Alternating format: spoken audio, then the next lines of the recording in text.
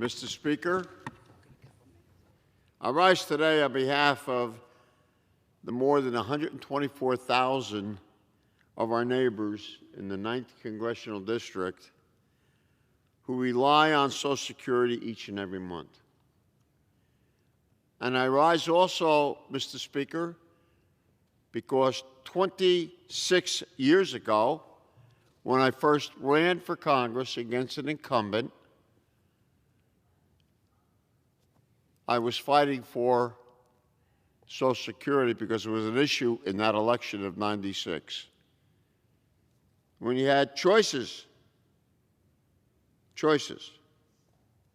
privatize, and that's the way to get to the goal line.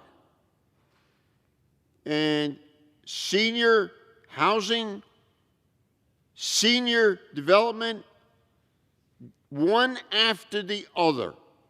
The first thing I heard when I walked in the door when I was campaigning in the first congressional campaign of my life was, what are you going to do about Social Security?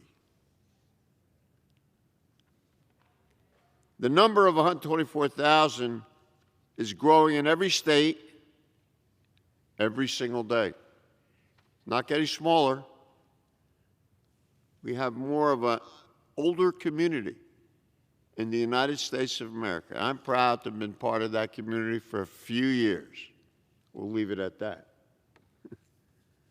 Social Security is one of our nation's greatest success stories. And after 86 years, Social Security still stands as a monument for decency, for dignity, and hard-working Americans. We talk about them a lot, talk about the middle class, talk about the poor, and that's what we do. We talk a lot about it. Yet throughout that storied history, Social Security has been under attack. Going back to 1935 in FDR, on day one, has been the subject of scurrilous attacks and lies. Those lies continue to this day. It's taken its toll. Social Security is no grab bag giveaway, but benefits that you've earned, you paid into with your own sweat and toil. Without aggressive action, it teeters towards insolvency.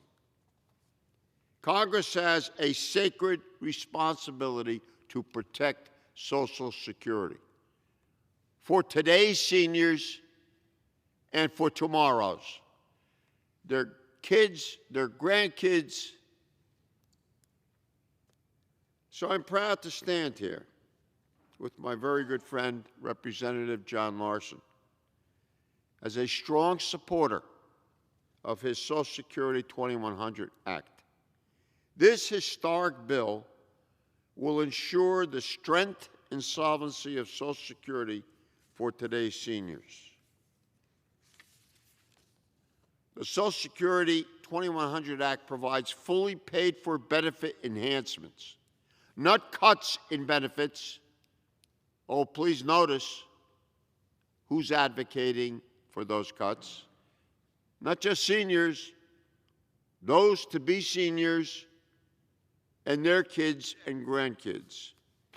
It keeps President Biden's promise to not raise taxes on middle-class families. This is a no-brainer. Among its many improvements, this bill eliminates the unnecessary 5-month disability benefits waiting period. That, coupled with the inadequacy of our postal officials, is enough to do away with the seniors, I'll tell you that. I hope that's not the plan. Additionally, it will ensure Americans suffering with terminal and debilitating disorders like Huntington's disease get the help they need without red tape or delay. Importantly, we've updated the legislation so that our firefighters, we're always putting our arms around our firefighters and our police and our teachers and other public servants, but now they'll receive the full Social Security benefits that they've earned. Social Security lifts more Americans out of poverty than any other federal program. 21 million each year. For over 40% of senior beneficiaries, it provides a majority of their income. Their lives literally depend on it. That's not an exaggeration, Mr. Speaker. That is the importance of Social Security to America. We're fighting for our seniors who've worked their entire lives. And we're fighting for working families so that no one who pays their whole lives should ever retire in poverty. That's a scourge. With unified control of government, we must get this done. There are no excuses. I thank you, and I yield back.